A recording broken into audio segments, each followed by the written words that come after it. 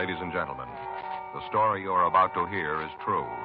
The names have been changed to protect the innocent. Dragnet.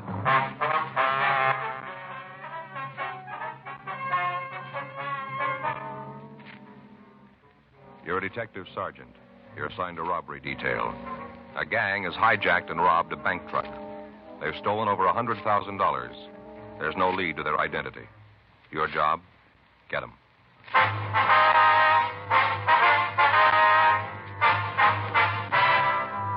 Dragnet, the documented drama of an actual crime.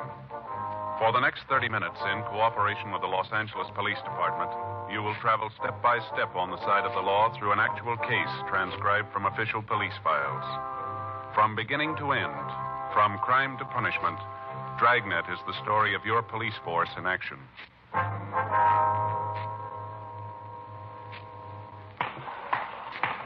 It was Thursday, June 5th. It was warm in Los Angeles. We were working the night watch out of robbery detail. My partner's Frank Smith. The boss is Chief of Detectives Thad Brown. My name's Friday.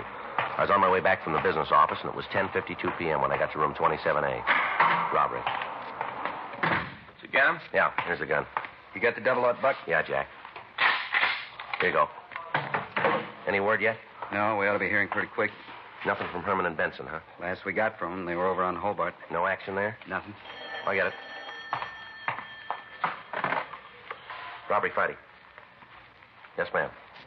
That's right. Well, when was this? No.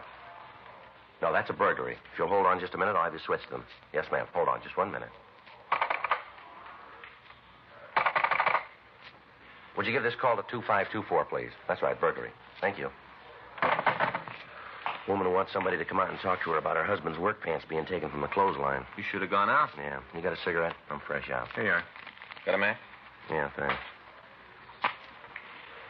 Well, you might as well sit down, take it easy.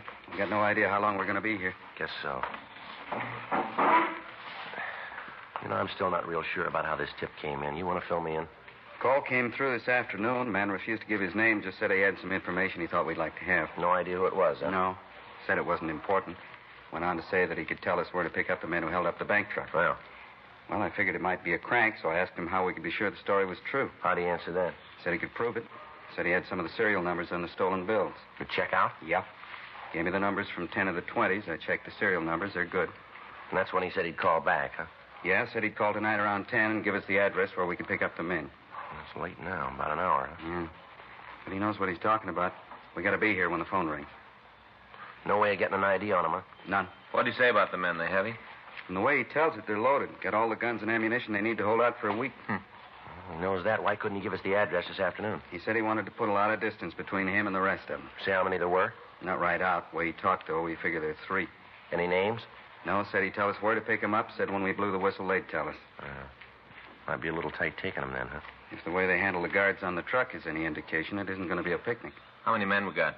Herman and Benson, we can call them in. Murph and Rafferty, Stewart and Creasy. Where are they now? Well, I saw Murph and Raff down at the business office just a minute ago. Said they'd be right in. I get it. Robbery Friday. Yes, it is. Where? Yeah, put him through. Call from San Francisco. Operator says station to station. Might be our boy. Huh, you'd have to fly up north to get there this fast. Airlines don't ask for recommendations when they sell a ticket. Wait just a minute. This Friday. Who's this? Okay, if that's the way you want it. Yeah. Give me that address.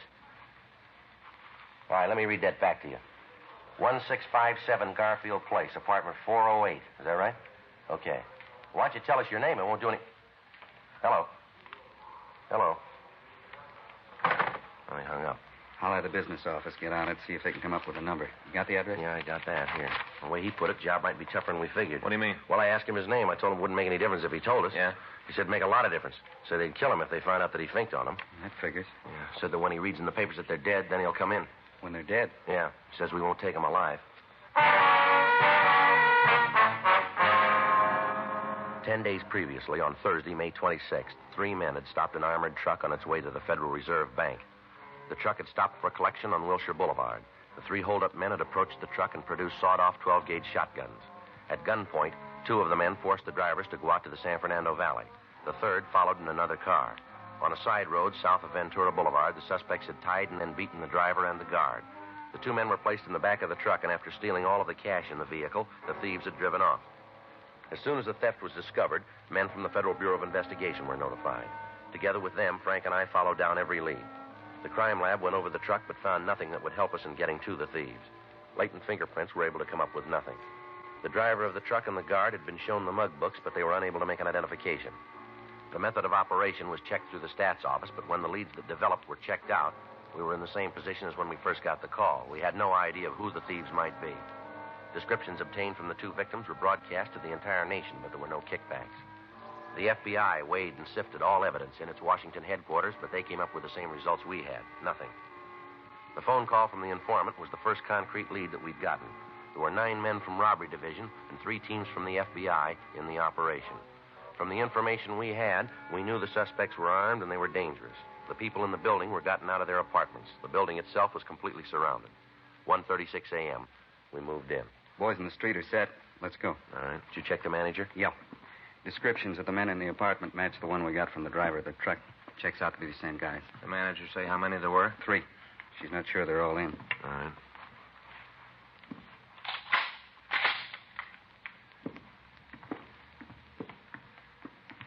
Sounds like somebody's moving around in there. Well, you ready? Yeah. Let's go.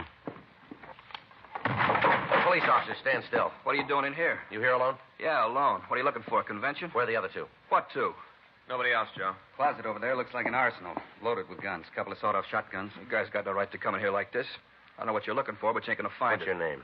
Hank Peterson. You rent this apartment with 2 other guys. Manager tells us that they're Harvey Fitzgerald and Lou Colton. Is that right? Yeah, they live here. Where are they now?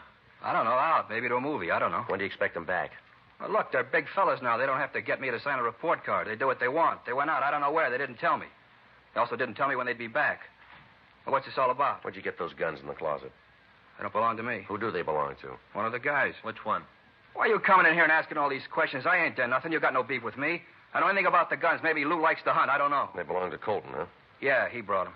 You don't know where he is now? I told you. If I knew where he was, I'd tell you. I don't want any trouble. I don't like to have people pointing guns at me. Would you put that one away? Turn around. What? I said turn around. Get over to the wall.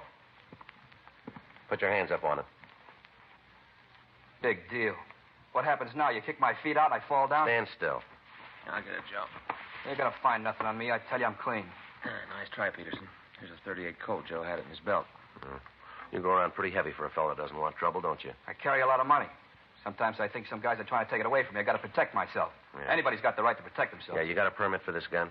No, I didn't get around to it yet. I'm going to, though, right away. I'll get one. You know how it is. You mean to do something, but you forget.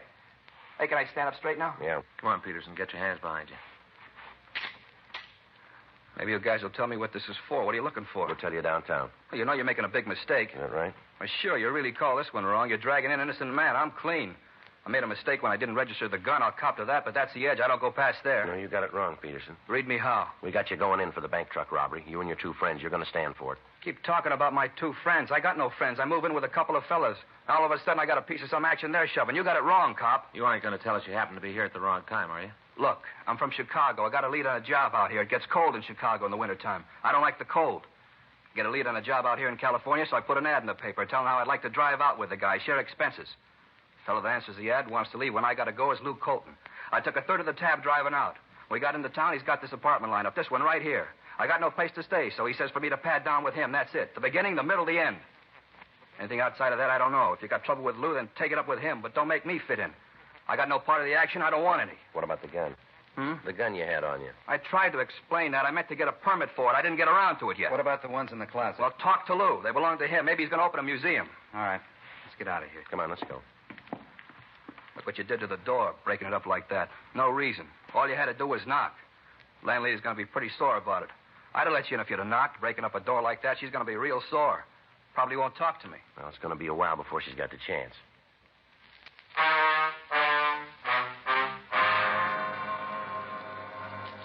While Frank and I took Henry Peterson downtown, the other officers from robbery maintained a surveillance on the apartment. Because of the construction of the building, it was impossible to wait inside of the room. However, all of the entrances were covered. 2:40 a.m. We checked the suspect through R&I, but we found that he had no record in Los Angeles. His fingerprints were taken and forwarded to Washington for checking. He was printed and mugged and then placed in a cell in the felony section at the main jail. The rest of that night, the watch on the apartment continued without results. The following morning, Frank and I met with Lieutenant Smyers at a special show-off of the suspects for the driver and the guard of the armored car. Without hesitation, they both stated positively that Peterson was one of the men who'd held them up. The kickback arrived from Washington with the information that Peterson was wanted for escape from the state penitentiary in New Jersey. He'd been convicted on a charge of murder and robbery and given a life sentence. The record showed that he'd escaped from the prison on Friday, May 9th, 2 weeks before the truck had been robbed. 4:15 p.m. We had him brought from his cell, and Frank and I talked to him in the interrogation room at the main jail. You guys a cigarette? Yeah. Here. Thanks. Here's a match. What do we got going now? Same thing. We want to know about the robbery of that armored car. You figure there's something I could tell you on it, huh? We wouldn't be here otherwise. I'll make you a deal. We don't make them. No, hear me out. You might go for this. We can't promise you anything. You're asking me to come over to your side. Seems like you'd be willing to come a little closer to the line. What do you got to say? How bad you got me nailed? As deep as it can go. For real? That's right. Well, lay it out. All of it? Yeah. We got the kickback from Washington. We know you're wanted for escape. We checked the guns from the apartment. Found out they were taken in a burglary in Chicago Tuesday, May 13th. Go ahead. We checked with the Chicago papers. The ad you told us about asking for a ride out here, it was never run. You guys are sure thorough. The victims of the robbery identified your picture. They sure? They're sure. No chance for a mistake? No chance. If I cop out, where am I going to do the time? We don't decide that. You think they'll send me back to Jersey? I told you we got no say in that. It's so cold back there. It's nice here in California. I like to stay here. Nothing you guys can do so I can take the fall in Quentin, huh? Nothing. Anyway, you hear it, I'm nailed, huh? That's right. Okay. Maybe it's marked down that I copped out. They'll let me stay in California. It'll be put down that way. Okay. Where do you want me to start? Try the beginning. Good a places, any? You were with the holdup, huh? Yeah. How about the other two? You picked them up yet? No. They haven't come back to the apartment. Might be good if they didn't. When do you come up with that? Heavy, real heavy. What are their names? Lou Colton, Harvey Fitzgerald. Those are the names in the mailbox. Are they real? As far as I know. You aren't sure, huh? No. Part of what I told you is true. I broke out of a jail in Jersey, then beat it to Chicago. Laid around for a couple of days, then started to look for some action. I was broke. I needed a score to set me up. Sitting in a bar down on State Street one night, and I met Lou and Harvey. They tipped me to the job out here. You mean they came all the way out here to pull the one job? Yeah. They got a rumble about how it'd be a cinch. Came out to run it off. Then they figured on going back, leaving you cops with nothing. When were they figuring on leaving? I don't know. This was their part of the deal. I told them going in I wanted to stay out here. Didn't make any difference to them. We all figured that if we cut up a $100,000 score, none of us was going to look bad. For all I know, they might be on the way back now. Their clothes were still in the apartment. You know how many suits you can buy with a third of $100,000? Go ahead. Yeah, well, after the job, we made the split. Talked it over and decided to dig in for a few days and then take off. At least they decided to leave. Didn't say when. I told you now they might be on the way back now. Who else knows you're in on the job? Huh? Outside of you three, Colton, Fitzgerald, who else knows about it? Isn't anybody. Well, where's your part of the money? Got it down the bus depot. Got it in the locker down there. How long's it been there? Since day before yesterday. How often do they clean out them lockers? Every 24 hours. Then there's $33,000 floating around in the check room. You got the key to the locker? Yeah. Where is it? In my shoe. I got it taped in the sole inside. You want to give it to us? Well, no, but I don't guess there's any other way. No. Okay. You spend any of the money? You mean the stuff we stole? That's right. No, not a dime. Why do you ask that? Who else might know the serial numbers on the bills? Well, nobody. Nobody but us, and I guess the guys at the bank, they got a record of them, I guess. How about Colton and Fitzgerald? They spend any of their part? I don't know. You got to ask them that. The car you drove out after the armored truck, who'd that belong to? Colton. It's the one we drove out here in. What kind of car is it? Plymouth, 1952. What model? Sedan. Color? Light blue. You know the license number? No, I never paid any attention to it. What state's it out of? Illinois. Who drove the car when you went on the holdup? Harvey? Fitzgerald, huh? Yeah, he drove the car, and Lou and I went in the truck. Either of them been arrested before? I'm not sure, but I think Lou fell in New York. I'm not sure, though. How about Fitzgerald? No. At least he never said anything about it. Only way I knew about Lou is that he talked about the food in Sing Sing. That's the way I knew about him. You know what he fell for? Armed robbery, I think, and there was a kidnap rap, too, but he beat it. He out clean? I don't know. Seems like you planned a job with two guys that you didn't know very well, doesn't it? I was hungry and I was cold. I wasn't about to ask for a life story when they offered me a part of the action. How'd they pick you? I told you I was in a bar on State. Lou and Harvey came in. Both of them were carrying a load. I was sitting there drinking beer, just the three of us in the place, and Lou was drinking pretty heavy. He gets in a beef with the barkeep, and I saw the roll he was carrying, so I figured that if I could take his side in the brawl, maybe I could make a touch. We walked out of the bar, and he offered to buy me a meal. Next thing I know, I'm on the way to California. I'm a partner in a piece of goods that looks safe. All that time in the car, and you didn't find out anything about your two partners? We drove straight through. When we weren't driving, we were sleeping. Anyway, I wasn't a solid member of the club. I wasn't about to get my nose mashed in for having it someplace where it didn't belong. I figured if they wanted me to know something, they'd tell me. Did you go with them for the guns? No, they already got those when I fell in. You knew they were stolen. Guys turn up with that kind of muscle and can't come from anywhere else. Sure, I knew it was stolen. Colton and Fitzgerald have any friends out here? No, not in L.A. Anywhere on the coast? Well, I hear Lou's got some people up north. Where? Maybe San Francisco, Marin County, I don't know. Might even be Oakland. Somewhere around the Bay Area. They say anything about going up there?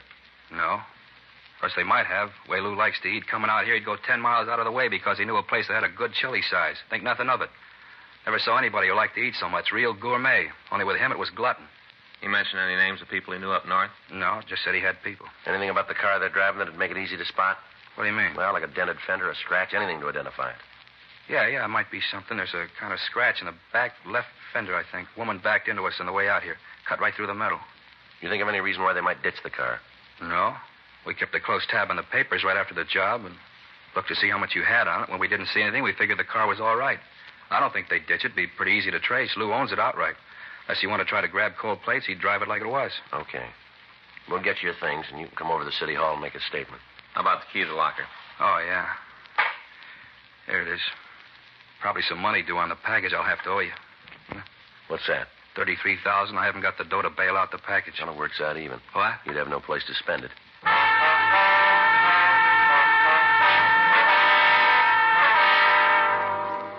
An immediate APB was gotten off carrying the names and descriptions of the two suspects, also a description of the car. A radiogram was sent to DMV at Illinois, requesting the license and description of any car registered to a Lewis Colton. While Eleanor Eastlack took Peterson's statement, Frank got in touch with the telephone company. They'd finished checking the phone call we'd gotten from San Francisco, but the information they gave led us no farther toward apprehending the suspects. The call had been made from a pay booth in the ferry terminal building. We got in touch with the FBI and filled them in on the developments. As a result of Peterson's statement, the number of men maintaining the surveillance at the apartment on Garfield Place was cut to one team working days and one team working the night watch. We put a call in to San Francisco and talked to Chief of Inspectors James English. We filled him in on what had happened. He assigned Inspectors Sutton and Zimmerlin to work with us on the case. 5:46 p.m. We checked out a trip car and we left for San Francisco. It took us a little under 10 hours to drive the 405 miles between the two cities. At 4:03 a.m., we stopped in Oakland and put in a call to the San Francisco Police Department. How much? Yeah, just a minute. Frank, you got a quarter? Yeah. Thanks. Here you are. 264, please. Hello, this is Joe Friday. Yeah. You got a message there for me from Charlie Sutton or Jules Zimmerlin? Yeah. No, we just got in.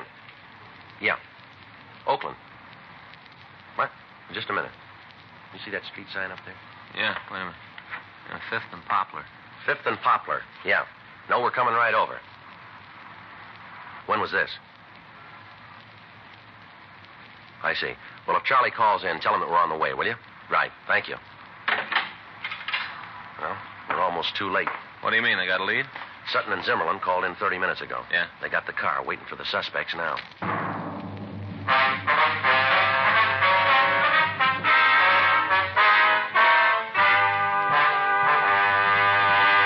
You are listening to Dragnet, the authentic story of your police force in action.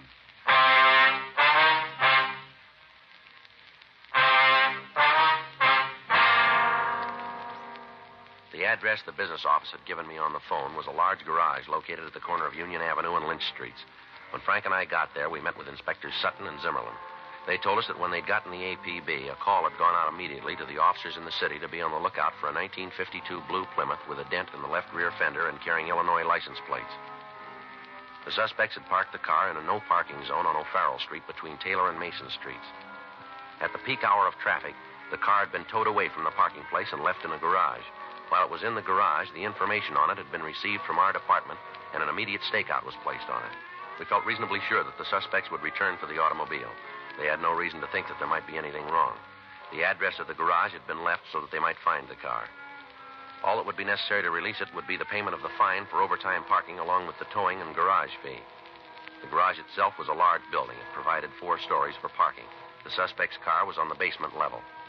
We were able to keep watch on it from a small office near the exit ramp. The attendants were instructed to act as if nothing was wrong when the suspects came in. Once we knew that they were in the building, the entrances and exits would be blocked and they would be taken into custody. There was nothing to do but wait. 5:30 a.m. No sign of Colton and Fitzgerald. 6:15 a.m. Frank went out and brought back some hot coffee. 6:45, 7 a.m. People began to come into the garage to get their cars, but not the two suspects. The later it became, the more difficult it would be for us to take the two men into custody. If there was going to be any shooting, we'd be in a bad position with civilians in the range of fire. 7:30, 8:04 a.m. Somebody coming down there. Yeah. You see who it is? No. Jules. Yep. You and Charlie want to cover the other side? Right. And watch it. We should be able to get a pretty good look at him. Yeah. Lousy deal. You parked the car and you towed off the street. What kind of town is this?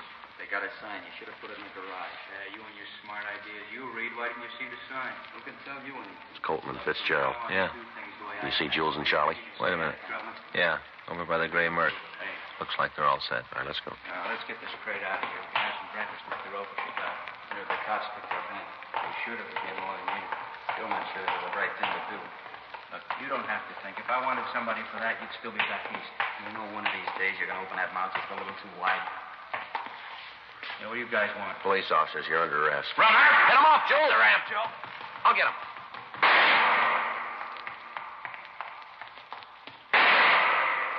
Colton, this isn't the way out. You follow your own map, Pop. The doors are blocked, Colton. You're in here for good. You're wearing the wrong kind of glasses. I'll get out. Now, look, we got you for robbery. Don't make it any more. Joe? Yeah. He's over in the corner. How about Fitzgerald? Sutton and Zimmerman got him. Two of their guns in their lap. On no part of trouble. Colton doesn't figure it that way. I'll try to get around him. All right, watch yourself. Keep those people back out of the doorway. Go on, Frank. I'll cover you. You come near me, Chuck, I'll kill you. There's three more, Colton. You aren't going to get by all of us. Your partner quit. Why not be smart like him? He's not smart, he's scared. All right, Colton, I'm coming to you. You do and you'll be dead when you get here. Throw down that gun. Colton? Colton! See him, Joe? No. Take it easy, Joe. Colton. How about it? He's hit. You can't tell how bad. He's still got the gun. Colton! You can hear me? Throw that gun out here. Nothing. Come on. Better call an ambulance. Right. Never should have taken us. Better take it easy, Colton. You're hit where it shows. Never should have taken us. Two of you, two of us. You got it wrong, mister. Huh? You were outnumbered going in.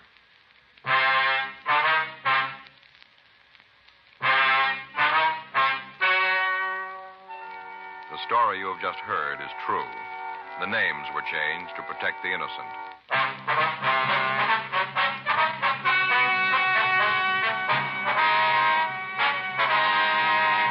Harvey Ned Fitzgerald and Louis Jeffrey Colton were tried and convicted of kidnapping, robbery in the first degree, and violation of the Dangerous Weapons Control Act.